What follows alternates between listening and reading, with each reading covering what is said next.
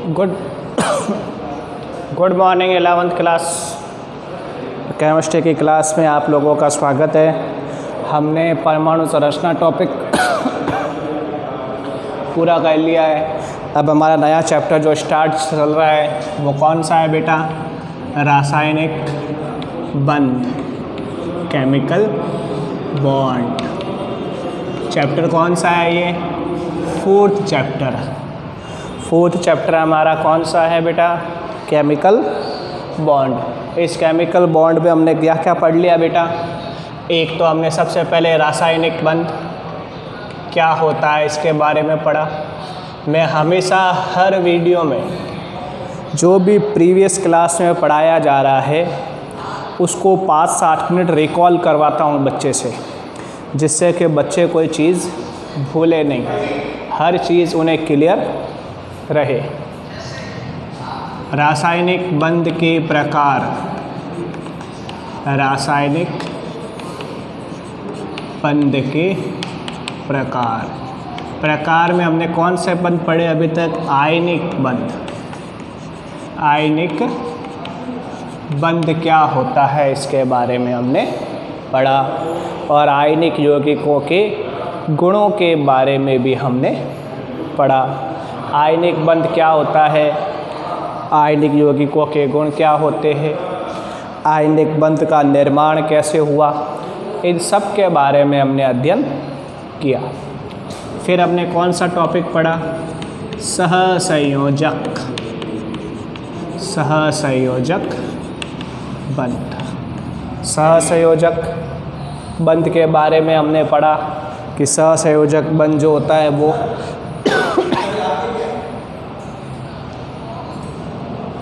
सहसंयोजक बंध क्या होता है उसके बारे में हमने पढ़ लिया, इसके गुण पढ़े और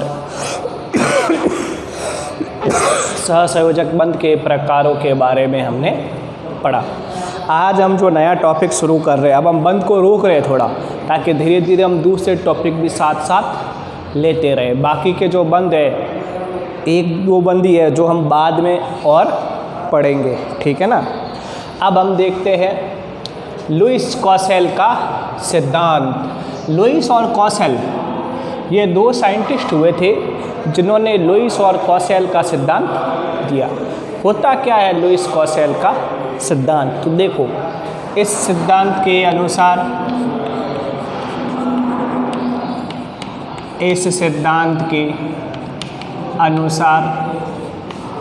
प्रत्येक परमाणु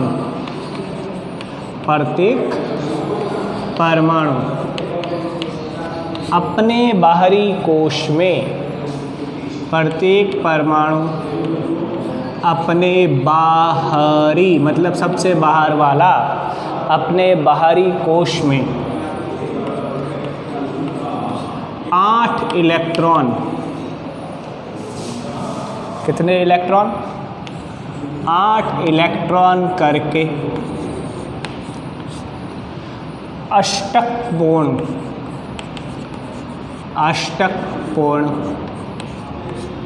करना चाहता है।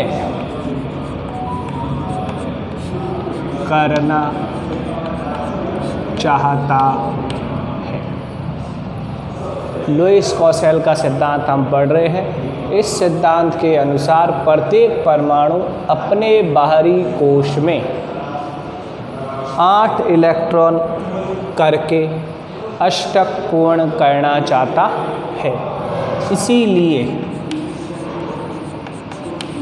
इसीलिए परमाणु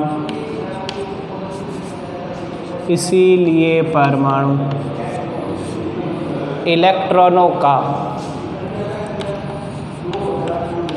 आदान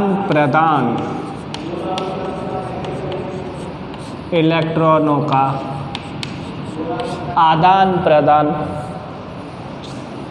करते हैं या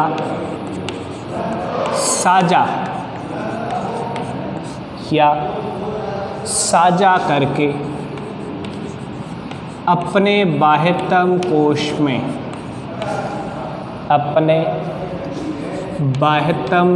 में अपने बाह्यतम कोश में 8 इलेक्ट्रॉन पूर्ण कर निकटवर्ती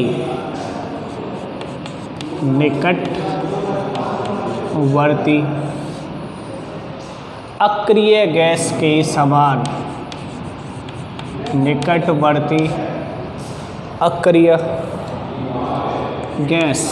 अक्रिय गैस कौन कौन सी होती है? देखो, हीलियम, अपवाद है, neon, argon, krypton, xenon, radon. अक्रिय gas helium, neon, argon, krypton, xenon, radon के समान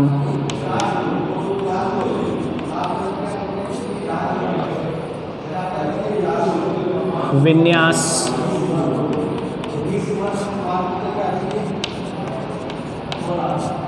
अक्रिय गैस के समान विन्यास ग्रहण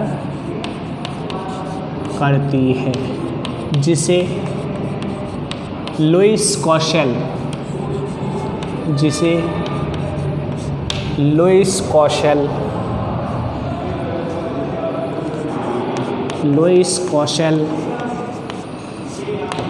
का अष्टक नियम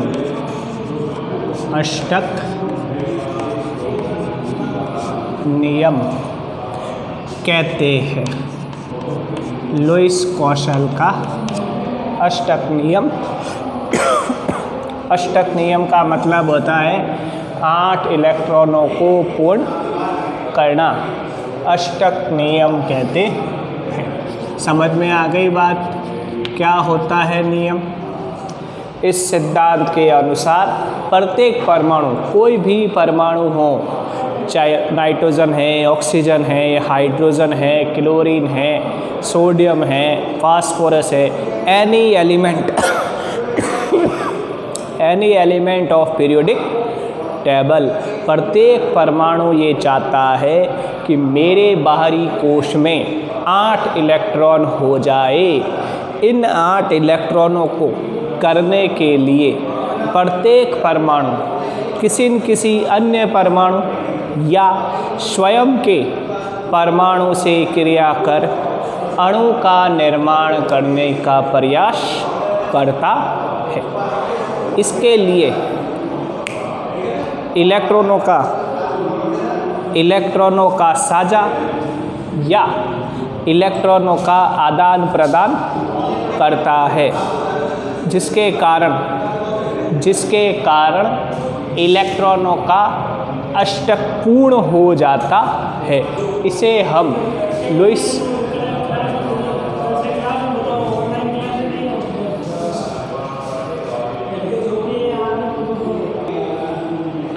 ठीक है, इसे हम कहते हैं लुईस कौशल का अष्टक का नियम। अब हम अगला टॉपिक बात करते हैं लुईस संरचना। लुईस संरचना क्या होती है? किसी परमाणु में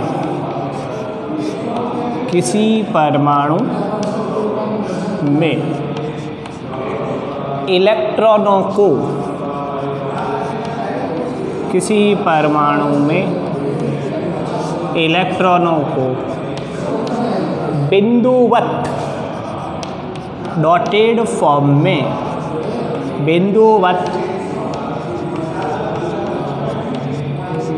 दर्शाने की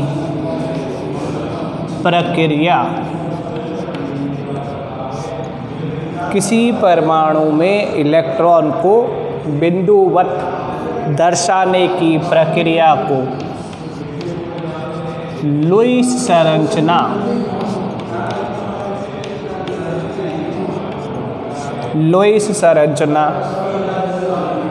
कहते हैं। लुईस संरचना कहते हैं। जैसे देखिए आप, इसका मतलब जब भी कोई परमाणु होगा उसके पास जो इलेक्ट्रॉन होंगे उनको हम बिंदु रूप में दर्शाते हैं। इस प्रक्रिया को लुईस संरचना कहते हैं। जैसे देखिए आप हाइड्रोजन का परमाणु क्रमांक कितना बताया था आपको? 1।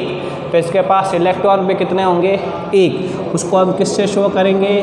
बिंदु की फॉर्म में। हीलियम परमाणु क्रमांक कितना होता है इसका? 2। तो इसके पास कितने इलेक्ट्रॉन होने चाहिए? 2।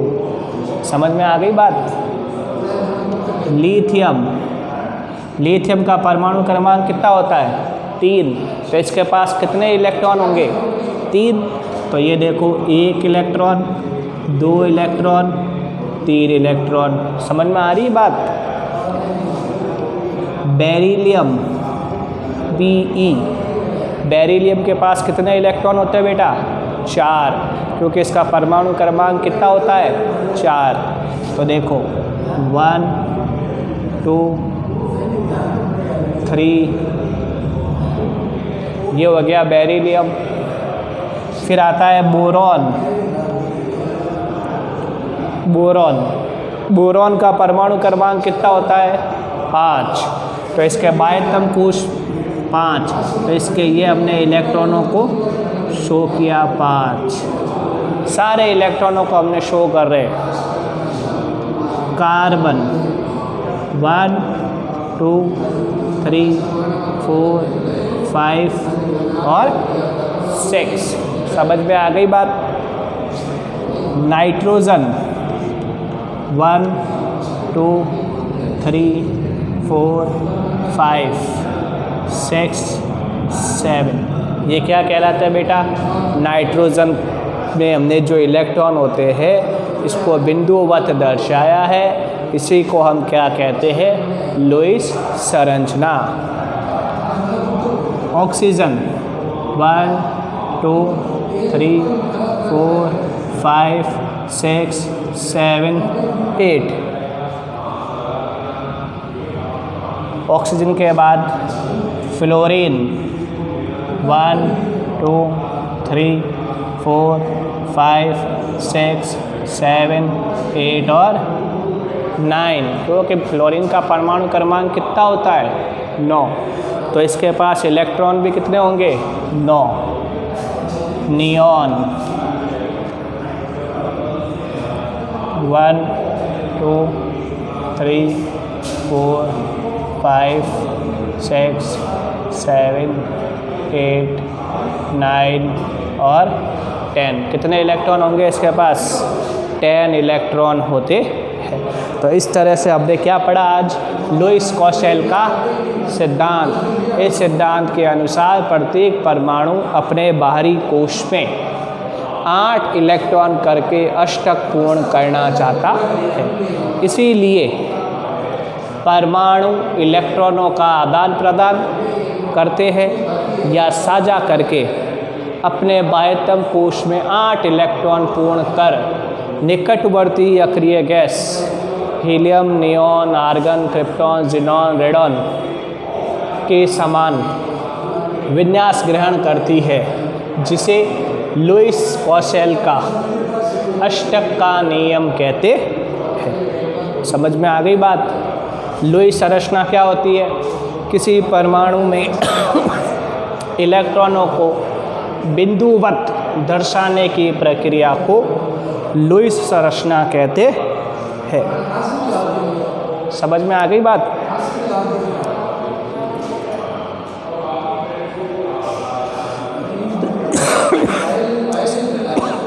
इसका स्क्रीनशॉट ले लेना आप। स्क्रीनशॉट ले लेना, मैंने काफ़ी स्पेस दिया, आप आराम से इसका स्क्रीनशॉट ले लो और फिर आप इसको लिखना।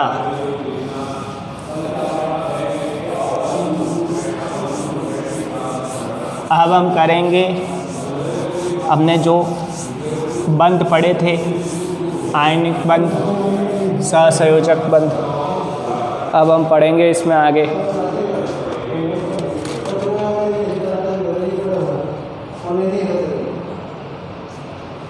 उपसहसंयोजक बंध। उपसहसंयोजक बंध, उपसहसंयोजक बंध। अगला टॉपिक क्या हो गया हमारा? उपसहसंयोजक बंध।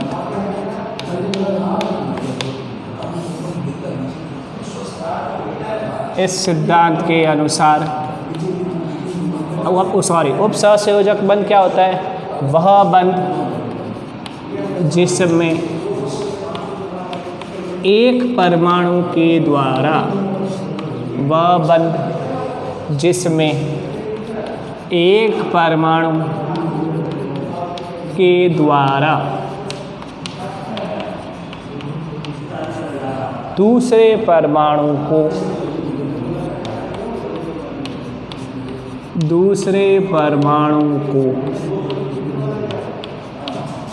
याद रखना, इसमें ये इम्पोर्टेंट वर्ड है, इलेक्ट्रॉन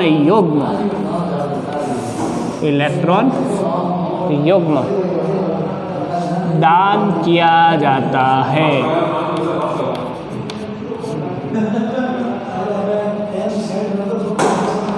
दान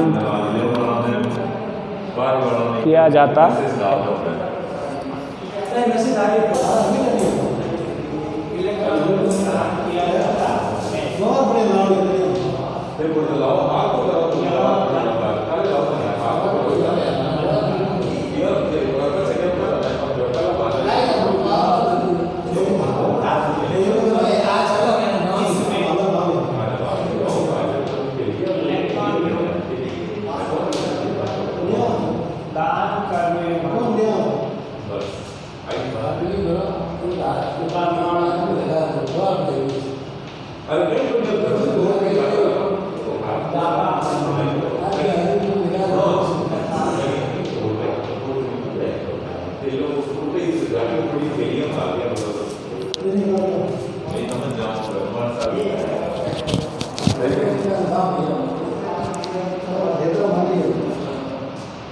इसमें इलेक्ट्रॉन युग्म दान करने वाले परमाणु को दाता परमाणु तथा इलेक्ट्रॉन युग्म ग्रहण करने वाले परमाणु को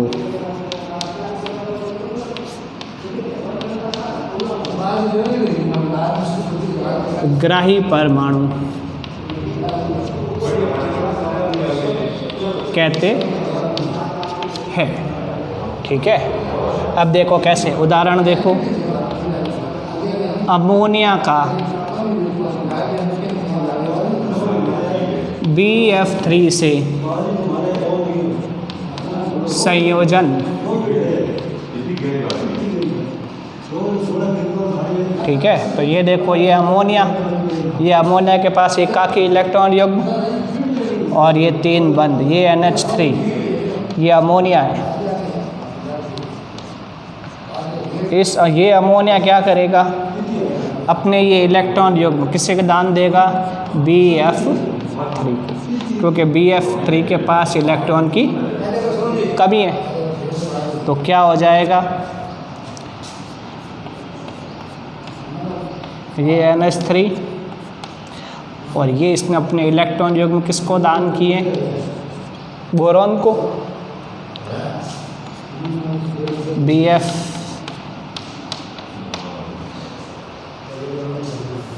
ठीक है, क्लियर। इस तरह से हम पढ़ेंगे, अमोनिया का BF3 से संयोजन पढ़ा। इस तरह से हमारे ये टॉपिक उपसहसंयोजक बंध कंप्लीट होता है। Okay, thank you.